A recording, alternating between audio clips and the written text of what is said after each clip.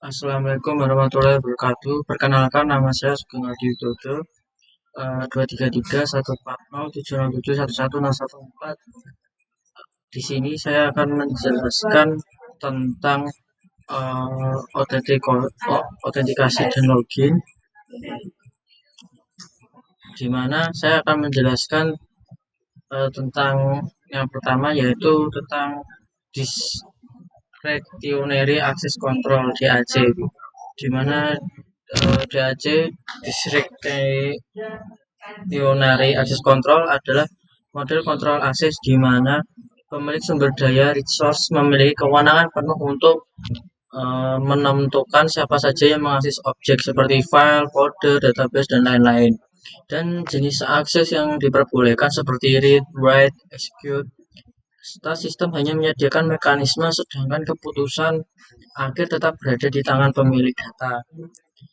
Yang memiliki karakteristik utama yaitu akses dapat diberikan atau dicabut oleh pemilik objek menggunakan akses control list ACL, fleksibel tetapi kurang aman.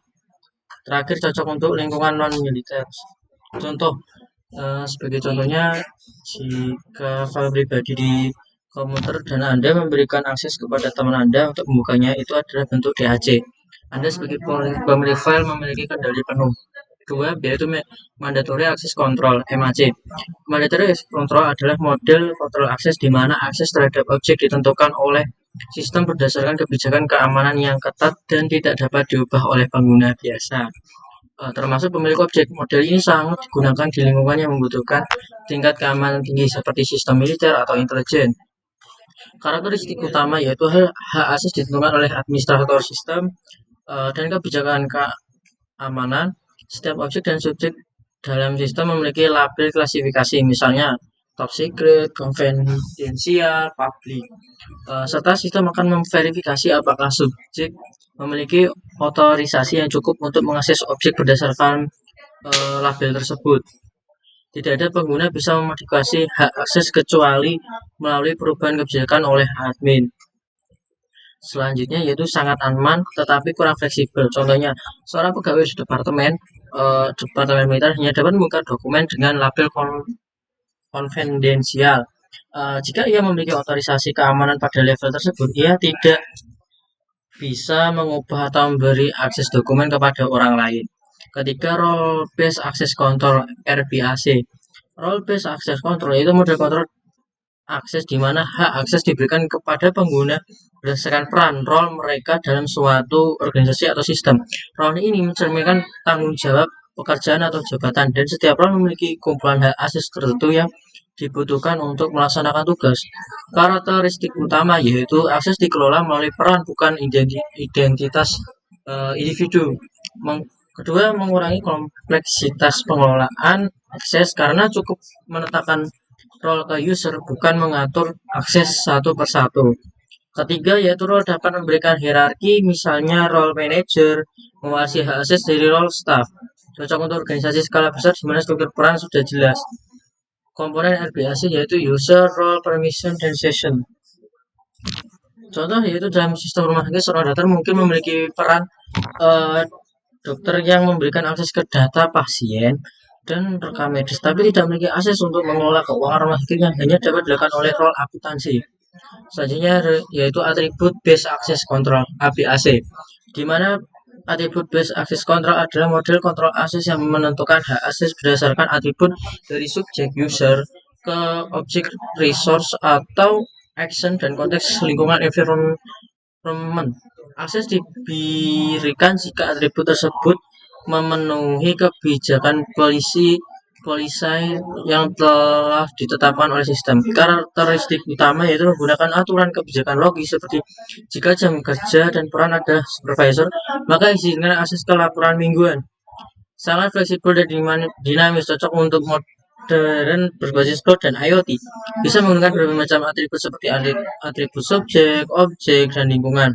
Kelebihan yaitu granular kontrol yaitu pengaturan akses yang sangat mendetail, policy driven, semua keputusan berdasarkan pada evaluasi kebijakan. Ketiga, skalabilitas tinggi untuk sistem dengan jumlah pengguna dan resource besar. Contoh, seorang karyawan hanya mengakses file proyek tertentu jika ia adalah bagian dari tim proyek tersebut. Maka yang kedua yaitu mengakses dari kantor, ketiga dalam jam kerja yang telah ditentukan. Oke, selanjutnya saya akan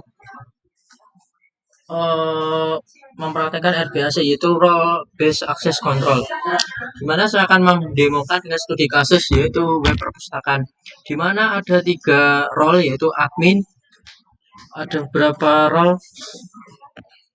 seperti admin, librarian, dan patron. Di mana di mana saya akan mendemokannya sebagai berikut. Tampilan websitenya.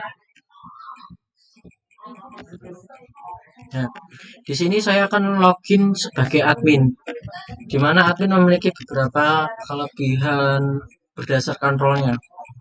Oke, berhasil login. Nah, oke.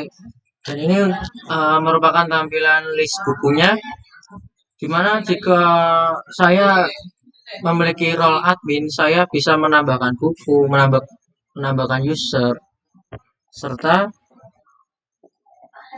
akan saya demokan yaitu menambahkan buku. Contoh buku sejarah kategori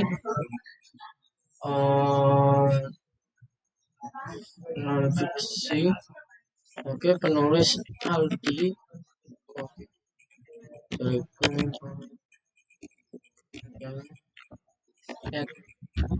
Oke, data berhasil ditambahkan. Kita cek dulu di buku listnya.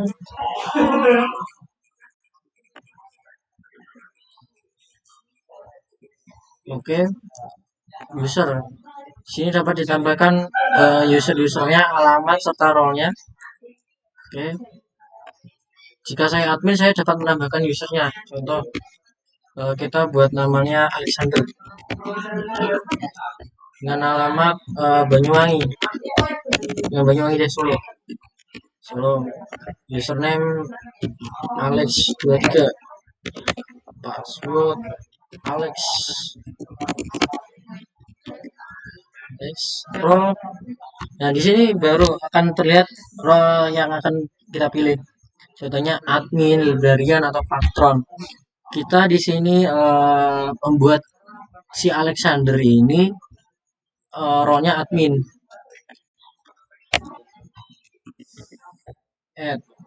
Oke, user berhasil ditambahkan. Oke, kita lihat usernya.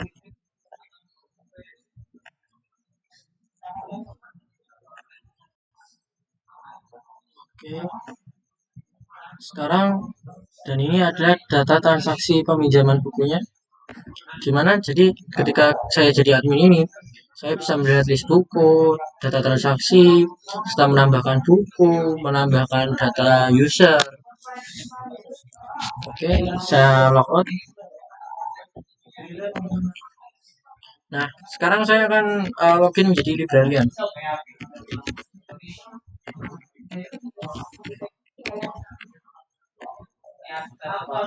Oke, berhasil login. Di dalam librarian ini, saya hanya memiliki beberapa akses fitur saja, seperti melihat buku, list buku, ibaratnya melihat list bukunya lah, serta menambahkan transaksinya, serta melihat data transaksinya. Hanya itu fitur yang dapat saya lihat jika role saya sebagai librarian. Oke, tambahkan nih. Kalau kita di metode,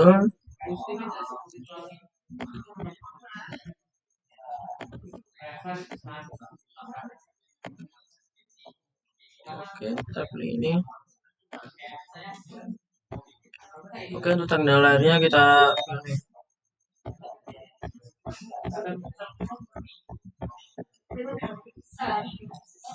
Oke, kita pilih tanggal lahirnya ini bulan April, tanggal 24.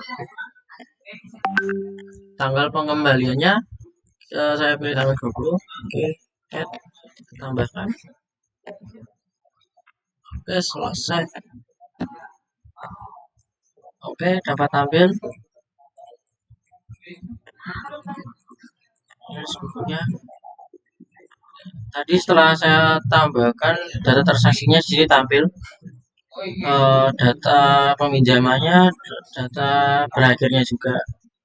Oke, di sini dan ini adalah fitur-fitur yang dapat saya lakukan jika saya memiliki role atau peran sebagai librarian. Nah, di sini saya mencoba role-nya sebagai patron. Patron. Nah, jika saya sebagai apa role-nya hanya sebagai patron, saya hanya dapat melihat list buku saja tanpa memiliki fitur-fitur sebelumnya seperti jika saya menjadi admin bisa menambahkan user, bisa menambahkan buku, bisa menambahkan data transaksi. Di patron ini saya tidak bisa menambahkan itu semua, termasuk dengan fitur-fitur yang di librarian. Hanya terbatas di melihat list buku. Oke, sekian penjelasan singkat dari saya. Terima kasih. Apabila ada salah, wassalamualaikum warahmatullahi wabarakatuh.